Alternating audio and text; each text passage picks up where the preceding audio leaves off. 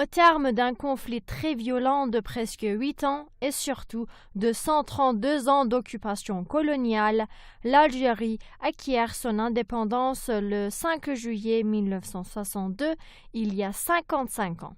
Dans quelle situation se trouve-t-elle aujourd'hui? Écoutez, l'Algérie est un pays jeune, c'est un pays, comme vous le dites, qui a 55 ans d'âge. Donc quand vous comparez l'Algérie à la France coloniale qui a une histoire 3 fois millénaire, c'est un pays qui est neuf, qui est à ses balbutiements, qui a fait des erreurs, bien évidemment, au début de son indépendance, mais qui se construit lentement. C'est un processus de construction de nation. On y parvient, parfois difficilement, bien sûr, parce qu'il y a des challenges, comme on dit, mais l'Algérie a fait des efforts absolument énormes. Il faut savoir qu'au moment de l'indépendance, la France coloniale avait brimé toutes les ambitions algériennes et s'était efforcée d'empêcher les gens d'atteindre certaines études. Donc il y avait un taux d'analphabétisation à travers l'Algérie, en particulier dans les milieux ruraux qui était très très élevé. Et l'Algérie indépendante a réussi à pallier à cela. Donc les chiffres sont très encourageants. Nous avons aujourd'hui près de 85% d'alphabétisation et au-delà. Nous avons une jeunesse qui est très instruite. Nous avons des taux très très encourageants par rapport à cela. Nous avons un système médical, encore une fois, qui n'est pas toujours très très performant par rapport à d'autres puissances, à d'autres économies plutôt, mais qui a une très très performante. Et les investissements sont là pour justement aider le pays dans sa construction. Donc, en bref, c'est un pays neuf et c'est un pays qui se construit.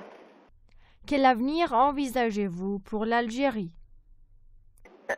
Je pense qu'il s'agirait de continuer dans cette voie-là, d'apprendre de ses erreurs passées, d'essayer de s'améliorer, de faire son autocritique qui est indispensable bien sûr, de voir où nous nous sommes trompés, de revoir nos lacunes, d'essayer d'y pallier, mais de continuer à avoir l'ambition de faire de l'Algérie une puissance régionale, arabe et africaine bien sûr. En ce qui concerne les relations franco-algériennes, comment voyez-vous la politique d'Emmanuel Macron envers l'Algérie? Alors là, c'est une question difficile parce que les relations franco-algériennes restent très ambiguës. Il y a un rapport quasiment amour-haine entre les deux pays puisqu'il y a justement ce lourd passé historique qui nous unit et désunit. Mais il y a aussi des générations d'Algériens qui vont étudier en France, qui investissent en France, qui achètent français. Donc, finalement, la relation est maintenue. Alors, au niveau personnel, j'aurais préféré peut-être pas qu'on coupe les relations entre l'Algérie et la France, ce ne serait pas tout à fait réaliste de le faire, mais en tout cas de prendre du recul et de ne pas être aussi proche de cette ancienne puissance coloniale qui finalement n'a pas les meilleures intentions pour sa colonisation. Il est à noter que la perte de l'Algérie française a été extrêmement difficile à vivre pour les Français.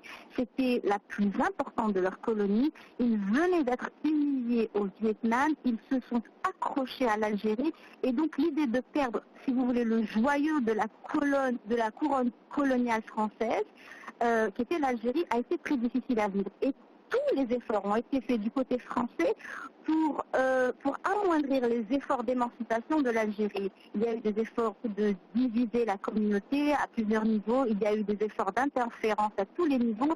Donc l'Algérie indépendante, quoi qu'on dise, reste difficile à digérer pour la France. Et donc, je trouve qu'un pays avec lequel nous avons toujours ce passé historique douloureux, où il y a toujours des rapports assez tendus et ambigus, il faudrait s'en éloigner. Malheureusement, je ne vois pas cela se produire, étant donné que vous avez l'élite algérienne qui reste malheureusement trop attachée à la francophonie, à l'idée de la francophonie, qui continue à étudier, à se rendre et à se faire soigner en France. Et donc, ce rapport est tristement maintenu. Emmanuel Macron reconnaîtra-t-il réellement l'indépendance de l'Algérie? Ce qu'il a reconnu, et puis ensuite il s'est un peu rétracté, c'est que la colonisation a été un crime contre l'humanité. Je pense que cette reconnaissance était très importante et était réclamée depuis des décennies en Algérie, dans la mesure où il y a véritablement eu des crimes absolument abjecte. Je veux dire, de l'extérieur de l'Algérie, on sait qu'il y a eu une guerre sanglante et il y a eu une colonisation. Et du côté français, on a tendance à imaginer que le processus colonisateur a été un processus de civilisation. Donc on est venu, on a civilisé les Algériens. Or, ça n'a pas été le cas. On les a exterminés, on en a tués. Depuis 1832, il y a eu les enfumades du Dahra, il y a eu des massacres à grande échelle à travers l'ensemble du territoire. Il y a eu des subjugations, il y a eu des expropriations de terres. Vous avez des gens qui étaient propriétaires terriens de leurs fermes, etc. Ils se sont vus expropriés de leurs terres et des Français venus d'ailleurs à qui on a donné la terre des Algériens, un peu comme les Israéliens, les sionistes en terre palestinienne. Ça a été un processus assez similaire. Donc il y a eu une épuration ethnique, il y a eu des expropriations, il y a eu des crimes, il y a eu des massacres, et cela n'est pas reconnu en France, ça n'est pas enseigné. Et donc l'Algérie a réclamé cela. Le fait que Macron ait reconnu l'aspect criminel de la colonisation est encourageant, mais en même temps, il s'est un peu rétracté par rapport à justement l'électorat de droite qui a très mal vu cette reconnaissance. Alors je pense que finalement, il a fait un pas en avant et un pas en arrière, donc on est plus ou moins au même point. Écoutez, l'Algérie a décidé, pour une raison que j'ignore, de rester un peu discrète dans ses rapports géopolitiques avec le reste du monde arabe, mais ses actions restent toujours efficaces et en tout cas de principe. Donc vous verrez que par exemple en 2011, quand il y a eu l'intervention de l'OTAN pour la destruction de la Libye, l'Algérie s'y est opposée, elle a offert d'ailleurs l'asile à la famille du défunt Kadhafi. Également quand l'Arabie Saoudite a choisi d'attaquer le Yémen et a fait appeler à tous les pays du monde arabe de rejoindre sa coalition contre ce pays arabe, frère, l'Algérie s'y est encore une fois opposée. Quand la Ligue arabe a réclamé l'expulsion de la Syrie, de la Ligue qu'elle avait elle-même fondée, l'Algérie, encore une fois, s'y est opposée. Mais elle reste très discrète dans ses dispositions diplomatiques.